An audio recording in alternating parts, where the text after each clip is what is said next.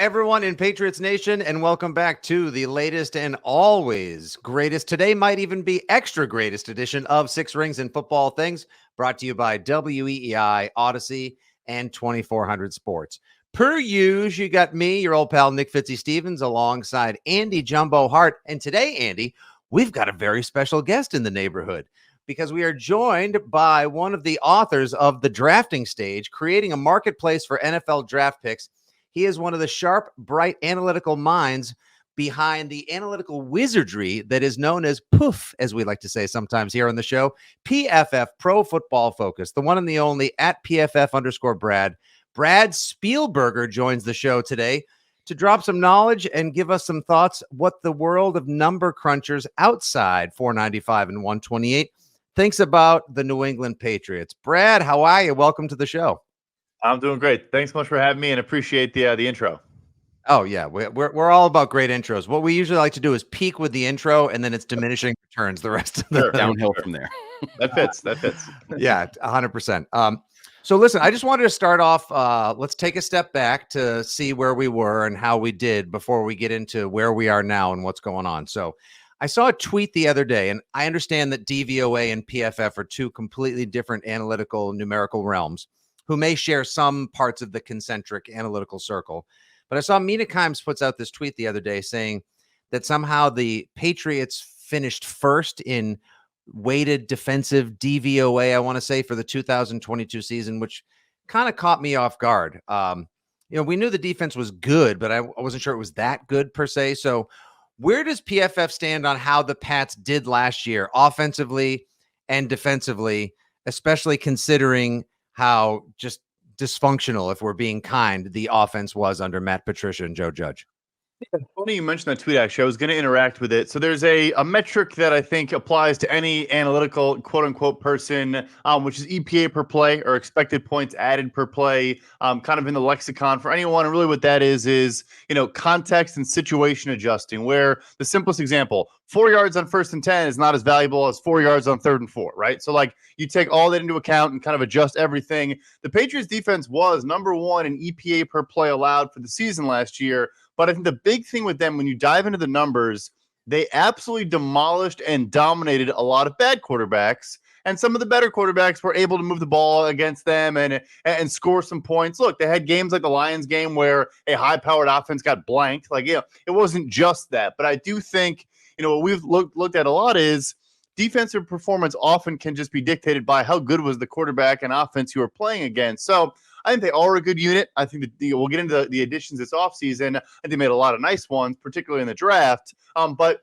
if you ask me who was the number one defense in the NFL last year, I'm not sure I would answer the New England Patriots, even though I do think they're up there. As for the offense, look, I think the biggest offseason addition might simply be going from Matt Patricia to Bill O'Brien, and just having more of a cohesive, I think, fluid, an offense that's just not as choppy. And I think Mac Jones, his frustration to a degree was warranted. I think even personnel usage as simple as, why was Kendrick Bourne in the doghouse when he's clearly a very productive and good player? A lot of things. So anyway, it wasn't great. I think the offensive line can be a little bit better as well. And they need to have just a better run offense with Bill O'Brien.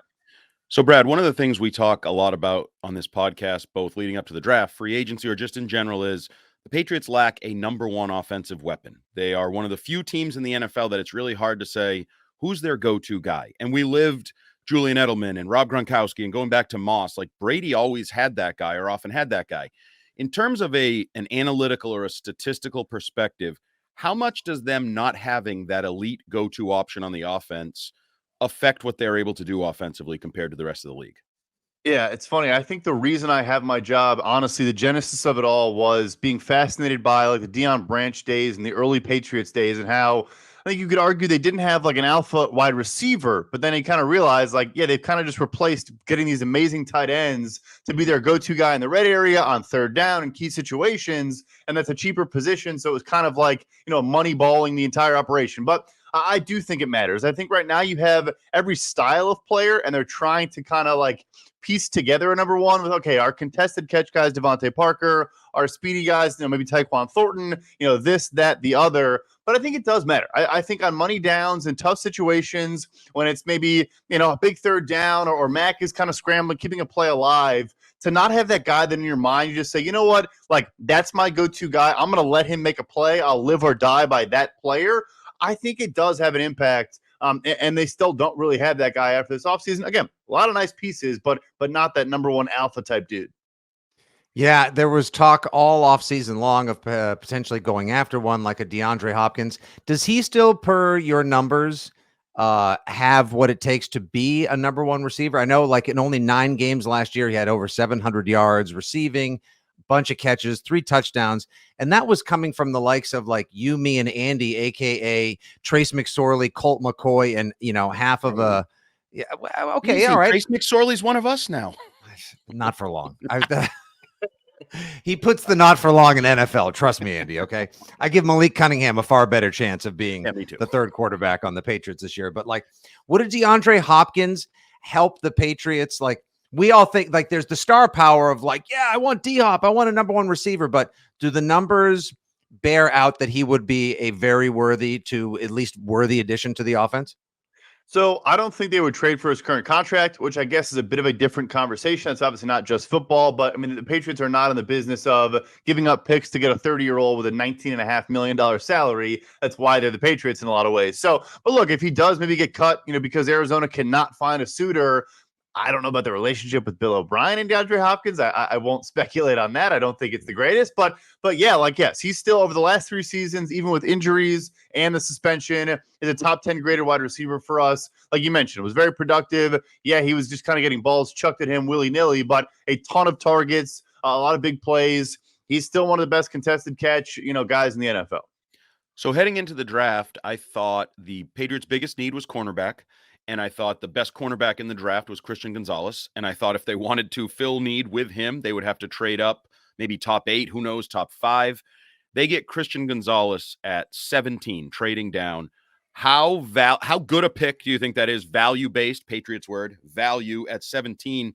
And what statistically do you think he can bring to the table as he comes into a league where Sauce Gardner, Patrick Surtain, young corners are making instant impacts? Yeah, so it's kind of almost a running joke on our podcast. I thought he was the best corner in this class. He might be my favorite prospect in the entire class. I mean, younger dude at 21, the best athlete by a country mile. I mean, you see him at the combine at the podium when I went. He looks like a linebacker with his build, but is still fast, fluid, has good lateral agility. I have no idea how he fell to 17 after a trade down. I mean, that was just masterful work. I think he makes a massive impact because you can trust him to play true press man coverage against top receiving options. He's not going to maybe erase half a field as a rookie, but like you can do things with him that I do not think they had that skill set on the roster, even with good players. I like Jonathan Jones. I'm glad they brought him back. I like the young guys they had last year. The day 2 and day 3 picks, they can't do what Christian Gonzalez can do. So yeah, it's a massive, massive addition. And I think, look, he's good in zone. He's good in man. Like he can do a lot of different things. And I think Belichick and him are going to work up some magic in the near future. Yeah, it could be an absolute steal. We were celebrating when he fell to 17. We're not really sure if the Patriots thought he would fall to 17. There's, of course, the talk, which is just, fun fodder for radio conspiracy theorists and people hanging out in bars too long, that Belichick specifically traded out of 14 so he could screw the Jets. But then again, that wouldn't surprise anyone because that's how Bill Belichick's. As far as last year as well, too, with the cornerbacks, there were times last year where I remember, because I always like to bring these things up because I look for any shreds of joy or, threads of gold, whatever. I'm steering into the way analytics are now driving the game. Andy's the old school representation of just like, yeah, you show me on the field. I don't want to see your numbers and your fancy computer stuff. I get excited when I see, Pro Football Focus says Jack Jones has been the best cornerback over the last 4 weeks in man coverage, or Jonathan Jones is a top 5 corner. Do the numbers bear out that you guys think that these guys will be significant contributors this year, or are those just sort of like anomalous flashes because they have good games, like, the Pats feasting on bad quarterbacks? Yeah, I wouldn't go so far as to say anomalous flashes, but their end of season grades certainly were not as high as, a lot of those graphics were to start the year. Still, graded well, but I don't think either were, finished the season as top 20 graded cornerbacks. And that's kind of the nature of the position where there is extreme volatility and variance. And yeah, you make a couple splash plays, turn the ball over, get some pass breakups. in a bunch of games like we kind of talked about.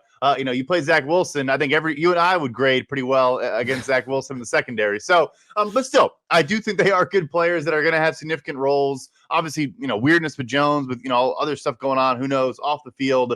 But yeah, no, I think they are good athletes, good players. He obviously fell, I think, further than a lot of people thought because of some other off-field stuff during college, but is a talented and really athletic player that I think if they can now, the thing too is I think in some ways they were playing out of position and kind of being forced to do things maybe that didn't align with their skill set. I do think Gonzalez, that's also what he brings, is that you now can just put everyone where they really are meant to be played.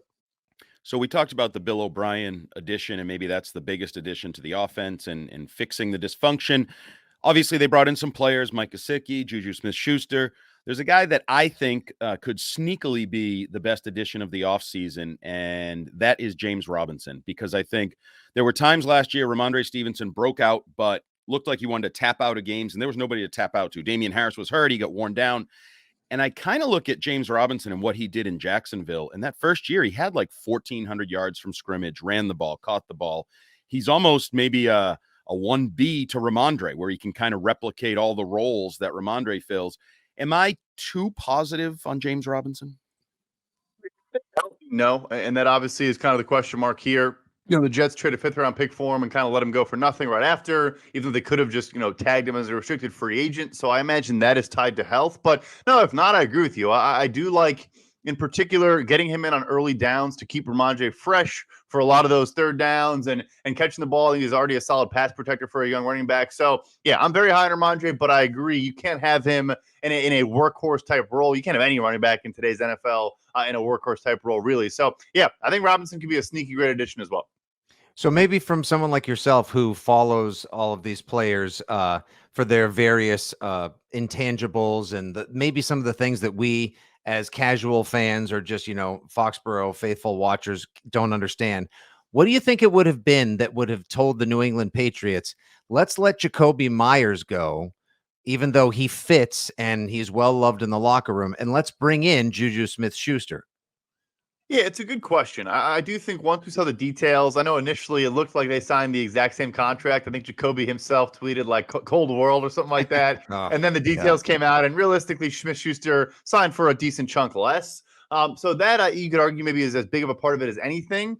It is kind of interesting, though. I mean, he was such a good fit. They are similar players. I think Juju offers you more out wide. I think he's kind of actually underrated as a blocker. Doesn't really get enough credit for doing a lot of the dirty work. And I think people kind of confuse his TikTok ability with it, thinking he's like a pretty boy on the field. He doesn't play like a TikToker. Once the ball gets snapped. So.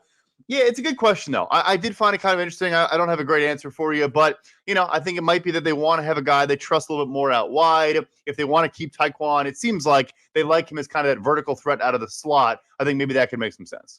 So Fitzy and I know from experience that you're often tied to your employer and everything that goes on in that world. So WEEI, if it happens on the morning show with Greg Hill, somehow Fitzy and I are involved, even though we're off doing the Six Rings podcast. So I'm going to hold you accountable, Brad, because it's at PFF Brad. You're tied in. So I read a simulation projection for the New England Patriots that says 11-6. Okay, we can have that discussion point. 11 seems a little high to me, but we can discuss that. Then I read the details, and the 11 wins include wins over the Eagles, the Chiefs, and the Bills twice. And my simple response is no effing way. And what the F is this computer spitting out? So feel free to defend it. Yeah, no doubt about it. So the sim was just dropped. It's pretty funny. I guess we can't tell people not to talk about it. If anything, that's fine. But that's a beta that people are testing, and is nowhere near a finished product in any way, shape, or form. I'm defending it. I've seen funnier results than the one you just talked about, including the Eagles going, I think, 4-13. I saw it get tweeted out as well. So it's God. Like a super duper early stages. Like it's not, I would say it's 20% done. That's what I'll say on that. Yeah. I know, because the second that happened, people started spreading it like wildfire. Like, see, look, they did make some changes. Like, they're going to be great. Like winning against the Eagles, like the Pats have. Everyone can agree the Patriots have an incredibly difficult schedule right now, at least per winning percentage of opponents last year. Most of the teams that had good records last year, I don't think we expect to tail off. And then some of the teams that didn't have good records last season, I think we expect to improve, like we'll say the Denver Broncos, for example, who the Patriots play on Christmas Eve. I know neither Andy or I, we host the Who post-game scheduled show. the game for Christmas Eve? A Evil. Sunday night football game on Christmas Eve. Fun for a bunch of other people to have on in the background while they do stocking gifts and whiskey eggnogs. Not fun for the guys that have to host the post-game show starting at 11:47 at night until 2 a.m. We'll be seeing Santa's sleigh coming through, Brad. But that's okay. This is the grind for football. How do you think? What do you think of the Patriots? Before we get into some of the draft picks and salary stuff, what do you think of the Patriots' schedule from an early 3-month out perspective? Oh, so we do a entirely different simulation based. It is tied as regressed back to the market. So we are looking at Vegas and season win totals and early lines and all that, but also then our internal power rankings. They have our hardest schedule. We have them first in the NFL. Yeah, like you said. Wow. I don't always love looking at prior season win totals and stuff like that, or record. But a lot of those teams should be good again. And then I think some teams they catch, they maybe weren't good, are trending in the right direction. So, yeah, they have our hardest SOS, which is never. But, hey, last year coming into the season, the team that we had first by the end of the year, I think, was like 17th. Because we adjust as the season goes on. Hey, injuries happen. Things, the Broncos are the Broncos. You never know what's going to happen. Hardest SOS. That's what we're going to be sending out by Halloween. It's a tough schedule, man. Like that first 4 games is lumber for the Pats. We're already complaining. We're already making excuses for the losses. All right. So we talked about Christian Gonzalez. I think most people agree he looks great. Patriots fans went nuts on a 5-second clip from rookie minicamp, just looking at his fluidity in shorts. What about the rest of the draft? Because there's been a lot of interesting reactions. They had 12 picks. They went special teams, kicker, a punter, some coverage guys. One guy in particular that we've talked a lot about is Kayshon Boutte out of LSU, who almost unfairly seems to be facing high expectations now. It's like all of a sudden people just want to paint that game from his freshman year, 300 yards. And it's like they're forgetting this is a late round pick that if he just makes the roster and contributes with any regularity, but Fitzy, we've talked about it. We've already seen, would you take over 45 catches for Kayshon Boutte on the season and things like that? He's the next Steph Diggs. Yeah, the next Steph Diggs has been labeled to him, which, no pressure there. A guy who changed the Bills' entire offense when he arrived in Buffalo. So what are your thoughts on Boutte and maybe any of the other draft picks that stick out to you? Yeah, for sure. Yeah. So, look, I get it from a talent standpoint. I mean, coming into this season, people thought he could be the number 1 wide receiver in the draft class. Growth is not linear, as we all know. And like you said, we're tying him to performances as a freshman. Look, I mean, his testing was very poor. For some reason, the combine doesn't really show up on tape. There are a handful of off-field things, which I don't want to speculate on, but he fell for a reason. No one that's around the NFL was surprised where he got taken.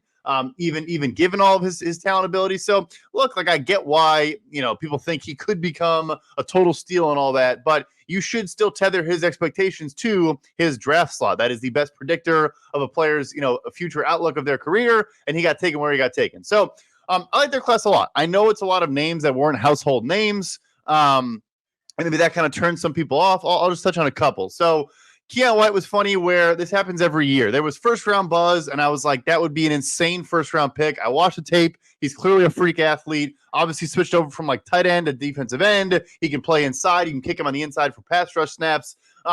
So I initially hated him because I was like, there's no way he's a first round pick. But now you take him at 46, whatever it was. That's a great pick, right? Like I have no issue with that at all. I think he will play pretty early on because of his positional flexibility. He's raw, like the technique isn't really there, but his athletic ability definitely jumps out. And I think that Bill will you can pretty much put him anywhere in the formation depending on the down. So I think he'll be an interesting player. And then one more that jumped out to me was City So. So I'll admit, I did not watch him before the draft. Ton of experience. I think he played 5 seasons at Eastern Michigan.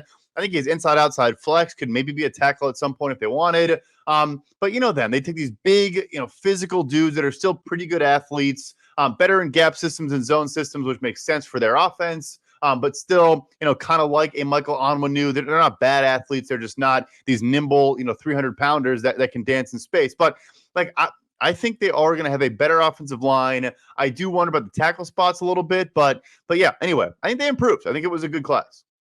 And what about anything on Marte Mapu? Because it seems like all right, everyone at home, drink. The Patriots are going with more of this contemporary positionless defense. That's one of our, raise your shot glass words here on the podcast. Marte, but this is sort of like it's like you've got defensive linemen, and then you've just got a bunch of guys that are all somewhere between 210 and 235 pounds that play safety, linebacker, hybrid, box safety, etc. Like there's a lot of flexibility to it. I'm not sure exactly where he's going to play. I heard Daniel Jeremiah going off that he was like a steal of the draft for the Pats and one of his favorite players. Do you have anything on him, or did you get a chance to look at his tape and get a feel for what he may be able to bring? Yeah, so always kind of tough when you're watching, a smaller school guy, but he did look good at the Senior Bowl or Shrine Bowl, whatever bowl he went to. I forget which one it was now. Like, did not, clearly knew what he was doing, and his athleticism flashed. An 86 run defense for us grade last year, and yeah, like we can mock it, make fun of it. It is a classic Patriots pick, but their approach, I think, is genius to basically playing like one off-ball linebacker at a time, and then having your Peppers, Adrian Phillips, Kyle Duggar, obviously, that can fill the slot. They can play down in the box. They can do everything. He's that guy as well. I think he'll mix in. He'll do a lot of different things, probably mostly down in the box. But yeah, I think he's a good player. So we have, with the Patriots, 3 in particular young, developing fourth-year players, contract year type guys that I'm interested in what their value is perceived to be from you and sort of on the open market. You just mentioned one in Kyle Duggar, who has developed into a really key piece of the back end, versatile as a second-round pick. Josh Uche blew up late last year with 11.5 sacks, finally reached the potential everybody talked about. And then Mike Onwenu, a guy you talked about, who was a tackle for them. You guys, PFF, loved him as a tackle early. They've slid him into guard and seem to really decide they like him at guard. But those 3 guys, I think, a lot of Patriots fans are hoping maybe they get re-signed. Where do you think maybe the money goes with those 3 guys in particular? Yeah, so I actually put out 2 articles this week. The first one was 8 players from the 2020 draft class on offense, and that included Michael Onwenu. And then defense was yesterday, and that included Kyle Duggar. So for Onwenu, I do think like Antonio Mafi is like a clone of him coming out of college, 340 pounds, big dude. Yeah, like that's it just to me screams the Patriots are already having their succession plan in place. Look, he still grades very well for us at right guard. I think most of us would tell you he probably does belong as a right guard. He was just able to hold up at right tackle, impressively for a rookie. But yeah, I agree with the hand signal there. I'm sure the Patriots are already figuring out the next step. If it matters, I had him projected around $14-15 million a year on a second deal, but I would be surprised if they yeah, exactly. Good luck. Exactly. Cheetah fingers, bye. Yeah. No, we know how they operate. So Kyle Duggar will also be interesting. I mean, obviously they have that skill set. I don't think any of the guys they have are his caliber. Jabril Peppers is a fun player, but is not a long-term solution on your roster. Phillips, I want to say 30 years old now, and Mapu, there's no guarantee. But look, you took Duggar top 40 for a reason. I think he's versatile, very good player. He makes plays near the line of scrimmage, like does everything you want out of a guy that you use as a jackknife type player. I had him at 4 years, $60 million on an early extension, kind of same wheelhouse as a Michael Onwenu. Look, that wouldn't even be top 5 at safety. Yeah, probably also peace sign. Yeah. Stay. But He's anyway, gotta stay. so yeah, maybe they're more open to that one, but it would not be a cheap price tag. No, how about Uche? He interests me just because double-digit sack guys, even if it's flashes in a pan, a half a season, it's such a premium position and he also plays in the shadow or luxury of playing opposite Matthew Judon. So I think that would affect his value in some light. So he's interesting. He plays so little that like it's not a problem to be a designated pass rusher and have a very specific role. His pass rush win rate and pressure rate for us were legitimately top 5 among players if you lower the snap threshold down to include him in the sample. It's just hard. Like, can they convince him to kind of take a bit of a not discount, but kind of a deal that accounts for the fact he's not a full-time 3-down player? I don't even want to, give out a number. It's a bad number. I didn't even look into it because I really, it's hard with those type of players, to know kind of how the team views them, even if they are very valuable in an asset of football or a facet of football that is obviously extremely valuable. But he's just not a full-time player. All right. You've shown lights on a number of things, and I'm starting to get an idea for how things work. Obviously, I would have a piles of homework to do to just start to understand or be able to crack the code behind PFF. But I think the big $1 million question as far as where the numbers bear and what you guys think are under center wearing number 10 Mac Jones, who I believe, if I'm not mistaken, Brad, I saw the PFF preseason ranking was 21st out of 32 starting quarterbacks heading into the league. So how much room do you think there is for vertical movement for Mac in terms of climbing the charts and, let's say even cracking the top half of PFF's quarterback rankings this season? Yeah, I mean, look, he was the highest graded rookie in his class by a good margin, and obviously a good class. The thing though, I think the kind of the knock on him coming out was like, how high is the ceiling? How much growth potential is there in Mac Jones overall, or do we kind of already know the player that we have there, and he can operate an offense? He can be a guy you win with, maybe not because of type of player. Look, he definitely can jump up. I do think like working with Matt Patricia. It was just like, why would you do that to a second-year quarterback? Why would you? I mean, look, not that every job should be handed to you. It's the Patriots, but like, bring in Bailey Zappi and give him time and create this like controversy that didn't make a whole lot of sense. Also, all due respect, he's better than Bailey Zappi. Like, I like Zappi, but like Mac Jones is better than Bailey Zappi. Thank you. So look, I think he could be a top half the NFL quarterback, but you also look at the AFC alone, just the conference alone. I'm not even sure Russell Wilson and Tua Tagovailoa are top 10 quarterbacks in the AFC. Like, it's an absolute gauntlet of a conference. But yeah, anyway, long answer short, he can make the jump up. I do just wonder like how high his ceiling really is, even though I know he's a young player. So those comps are key in sports, right? And we're learning it with the Red Sox, where every day we hear they might be in last place, but if they were in other divisions, they wouldn't be. They're a much better. Well, the reality is the Patriots are in a tough position in terms of the AFC East, in terms of the AFC. Mac's in a tough position. The quarterback's in his division, in his conference. We've touched on a variety of things: the schedule, the 11-win projections, all these things. Where do you sort of see this season going for the Patriots? Are we going to be talking about growth and improvement? Are we talking about another flip of a coin, 500, 8-9, 9-8 season? When you put it all together, where do you see these Patriots this fall? I think it will be, and the schedule does matter. I agree. It's an excuse to a degree, but I think they win 9 games around there, and the defense will have to carry them. But I think it will. I think it's going to be an improved unit, and like we talked about at the top of the show, it already was showed up very well in a lot of areas. So yeah, just play sound football, protect the football on offense, and just have more comfort on that side of the ball, and the defense just needs to show up and win some games for them, which they're obviously capable of doing. Look, I've enjoyed all of your analysis on the draft, last year's team, this year's team, key contributors, and more. But I knew I was going to be a fan when I read on your timeline, because we're kind of hive mind on this, Brad. You retweeted Pro Football Focus _bet. True or false? The Jags win over 9.5 games. Somebody that you work with, Judah of Fort Gang, said, I think the Jags are going to be an absolute wagon this year. I hate to say it. I agree. I think the Jags are a sleeping giant, and what you saw when they went toe-to-toe and were one bad Trevor Lawrence pass away from possibly knocking off the Chiefs last year, you add a motivated, fresh-legged Calvin Ridley and another year of experience in that offense for Trevor Lawrence. Watch out. Like, do not sleep on the Jags. I think the Jags everyone loves the Chiefs. I think the Bills may regress a little bit this year. If Aaron Rodgers, Lord knows he's hurt halfway through his first fake practice, so God, we could do a whole half an hour on what you guys think of the Jets. I'd be fascinated, but the Jag wagon, watch out, huh?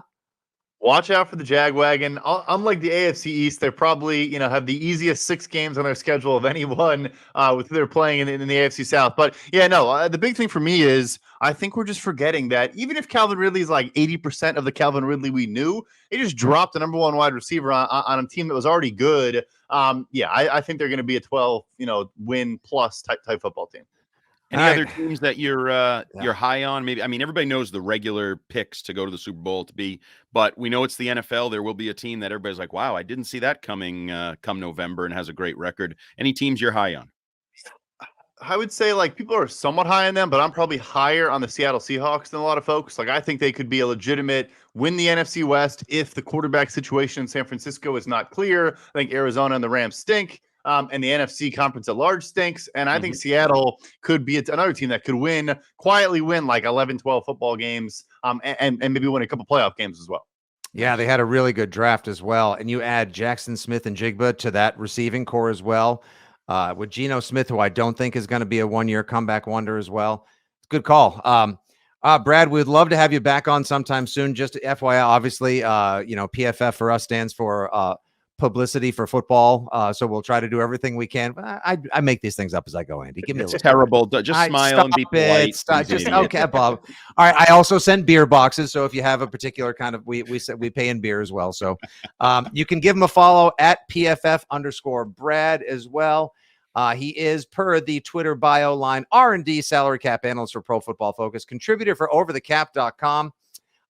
Great stuff, Brad. Really enjoyed having you on the podcast, man. Thanks for hopping on with us. And maybe in a couple months, once the season gets close and we have an idea who the roster is and what it's going to be all about, we can have you back on.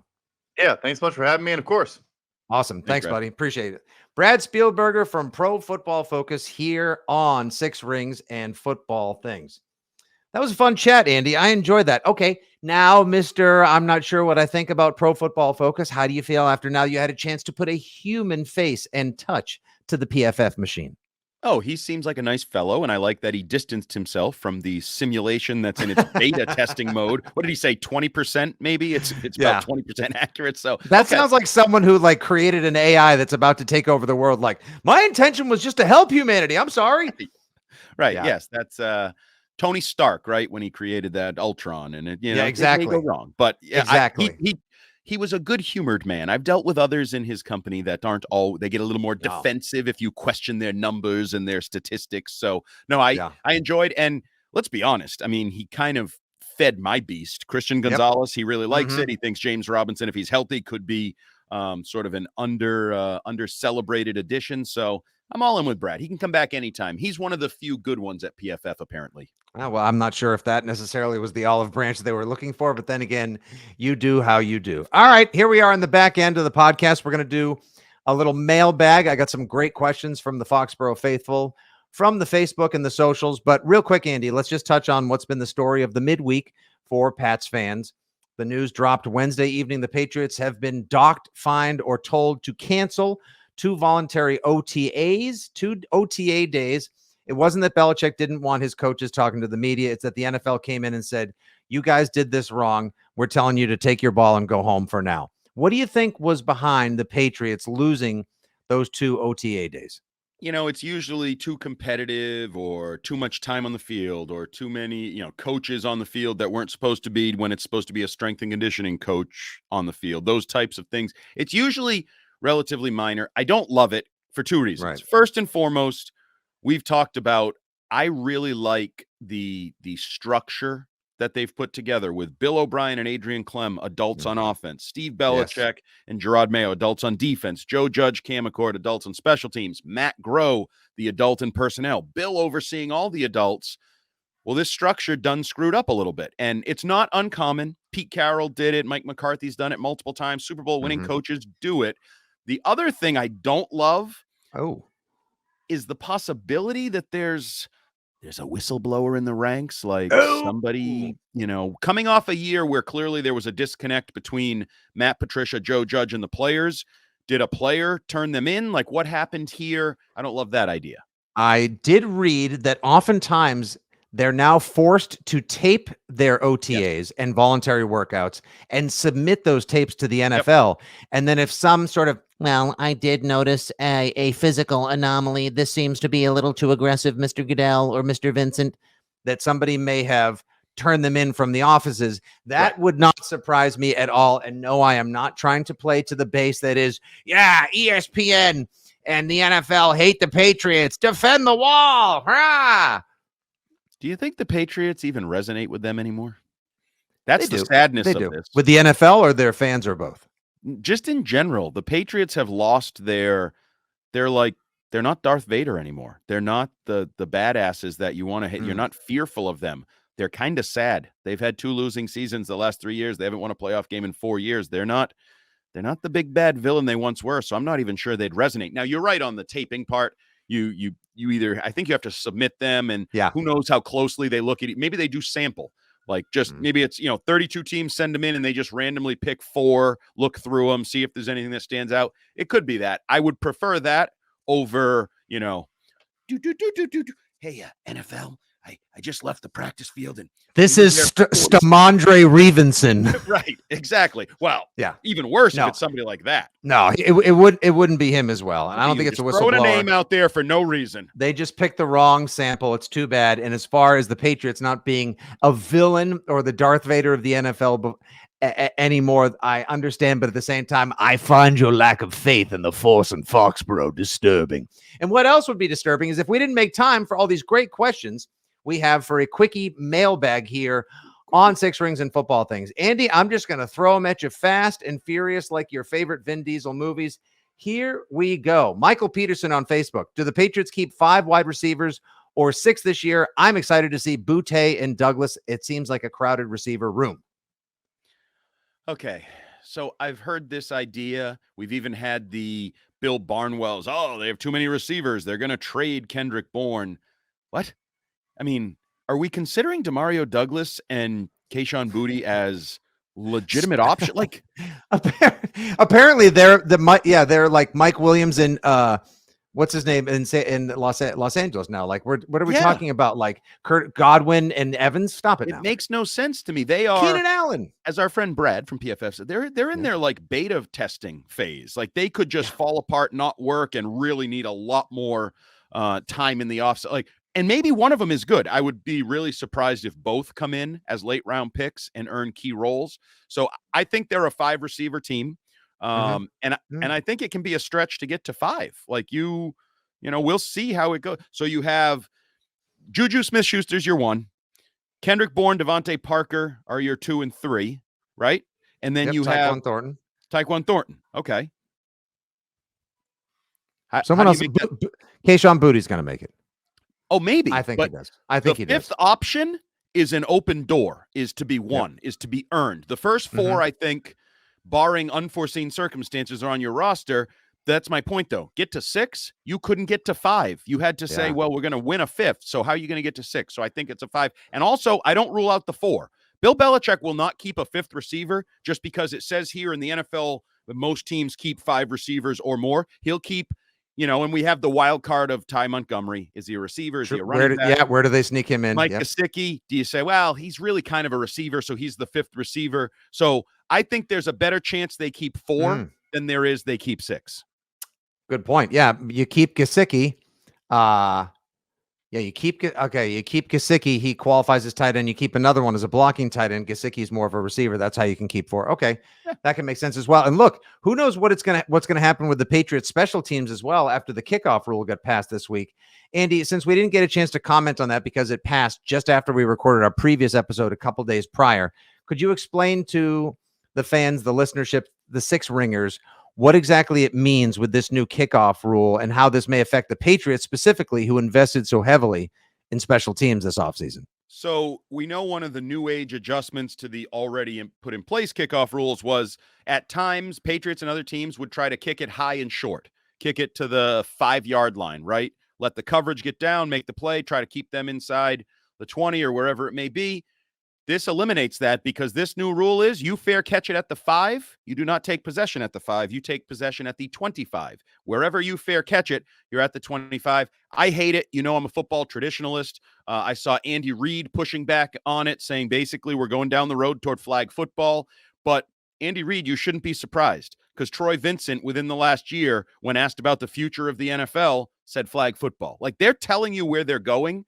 I don't know when it turns fans off when they start to say, wait a minute, this isn't football. I don't appreciate the fact that the NFL has hypocrisy in their player safety.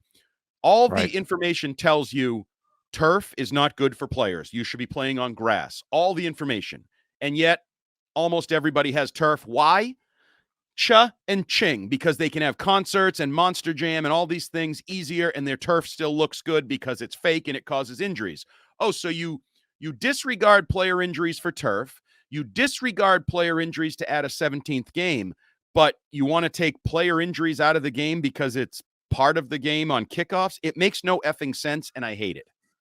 Yeah, also at this point now, I know we talked the other day about how they're not going to adopt the XFL style. Instead of kicking off, you can go for it on 4th and 20. I do like that. I wish they would do it. I don't find it gimmicky. I also wish the other one. Their I want regular them to kickoff. adopt the XFL kickoff, like where Yeah. you have the lines 10 yards apart from Me each too. other.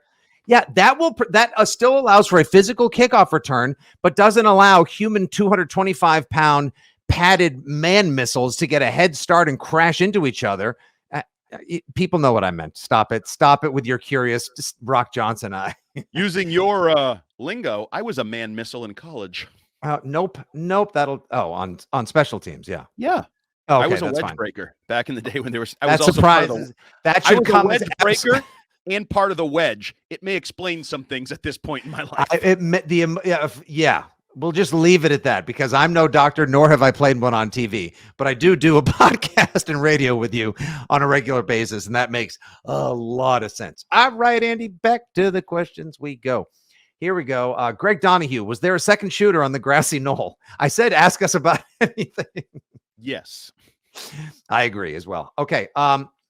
Here we go. All right. Oh, Tyler Martin. Excellent one. If the Patriots missed the playoffs this year, would Belichick retire just to avoid being forced to host the next season of Hard Knocks? Yeah, I can't imagine him doing Hard Knocks. He might just be forced to retire just because he's forced to retire.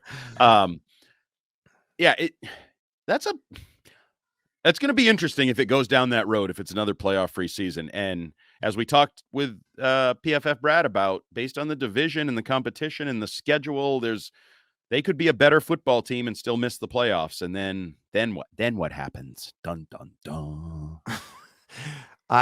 Here's my favorite random question from Ashley Harper. Is every mirror you purchase already used? You got to love this time of year when people. Some of them have.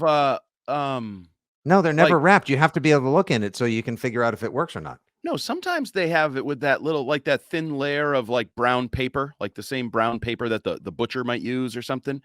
Yeah, some of them have brown paper on them. So you got to get a virgin mirror. Ladies and gentlemen, please proceed to your 6 rings bingo card and check off at the 40-minute mark. Andy said virgin mirror as well. Well, you said man missile, so we have man missile. Okay, man missile and virgin mirror. Okay, very good. I like that. Moving on. Joe LeMay, are OTAs only good for finding out who can't play, or can it be a legitimate barometer for potential NFL success? I think it's more the former than the latter. Just because you can play in OTAs in shorts and t-shirts and look good doesn't mean you can play NFL football. But if you can't play in shorts and t-shirts, especially at the athletic positions, tight end, wide receiver, cornerback, safety, linebacker, if you can't run around and look like an athlete in those, then I find it hard to believe you're going to be able to do it when the football comes. So I did the Andrew Callahan's podcast, and we talked a lot about this. And I do think you can start to see just the competitive nature of a guy, his fire, like the Malcolm Butlers of the world. And you're like, damn, that guy. This guy came to play. Who's this guy? Yeah. Right. And that doesn't mean you automatically say, you know what he is, future Super Bowl playmaking cornerback. No. You just say, I want to see what he does in training camp when the pads come on. And then I want to watch him in the third quarter of a preseason game. I'm going to remember and see if he can build on it and start to stack them. But the old Parcells thing, if they don't bite as puppies, they're not going to bite as dogs. And if the guy can't compete on an OTA field at like cornerback, might be time to think about a new career. This could be also maybe a spot where we see a guy like Justice Tavai, Jelani Tavai's younger brother, who was invited to the rookie minicamp and did well enough that they signed him to the 90-man roster. He's going to be one of those guys where it's like, okay, you've got a couple practices and a minicamp to show us that you're worth sticking around for the actual pretend season come August. I think it's super interesting. I think it's a great fun time. Like you said, you want to see that extra level of compete. I want some SFG serious football guy energy brought out there as well. Of course, they did just lose 2 of those practices, so there's not necessarily as much room to be able to do that. Okay, fun one from Jordan Watson, a regular with excellent questions galore, usually on the pod, our lives, and more. Okay, Fitzy, Andy, imagine you guys are Bill O'Brien minus the receding hairline and butt chin. What player besides Ramondre Stevenson are you most excited about utilizing on your 2023 offense? Ooh, that is a good one. I don't want to beat the dead horse, so I'm not going to say James Robinson. although I do like James Robinson. You do like you some Jimmy Rob, some J Rob. I am going to go back to the guy that a full year ago, I think most of Patriot Nation was excited about. I know our former coworkers, Brian Barrett and Nansky Mike, were excited about Kendrick Bourne. I think he's a versatile playmaking athlete, and people seem to forget, because of all that's gone on, that at the end of the 2021 season, he was a playmaker. Like, he was he looked like the closest thing they had to an athletic, dangerous playmaker. So I'm going to go Kendrick Bourne bounces back to that. And you look at the athlete, and remember the energy? We used to just be like, oh, he's got so much fun-loving energy and smiles and he makes plays. Kendrick Bourne. I think that's a fantastic fit. I want to see what he can do again.